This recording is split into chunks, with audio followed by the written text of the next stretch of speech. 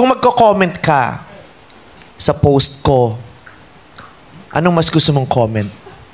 First, o nasan si Fiang? Kasi yung pinapanood ko, tapos nakalagay ko, nasan si Fiang? Alam, mahal ko si Fiang, pero hindi ko rin maintindihan yung iba. Kay Beyonce na napunta na Araw-araw din nakinanong na kay Beyonce. si Fiang. Hindi pa kami nagkakakilala ni Fiang. Hinahanap na daw kahit saang comment si Fiang ayon pa kay Vice Ganda. Sa isang segment ng Showtime, biglang nasingit ni Vice Ganda sa tanong kung nasaan daw si Fiang. Ito daw kasi ang kadalasan na nakikita niyang tanong sa comment section. Isa na doon ang video ni Viancy kung saan sa comment section may nagtanong kung nasaan si Fiang.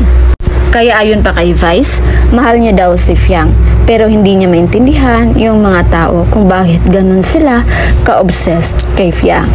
And totoo talaga yung sinabi ni Vice guys dahil kahit saan ako magpunta bilang isang content creator, ang lagi kong nakikita sa lahat ng social media ay may nagtanong kung nasaan daw si Fiang.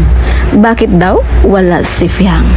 Kaya ayon pa sa mga netizens, ito daw yung naging epekto ng mga bashers kay Fiang na mas lalo siyang sumikat. Na kahit anong pangbabash sa kanya, si Fiang pa rin ang naka-benefits doon. Kaya kung mas kinaiingitan ng mga bashers si Fiang, mas lalo pa ito namumukadkad. So yun muna yung pa-update natin guys. And again, this is Minilis TV. Thank you for watching.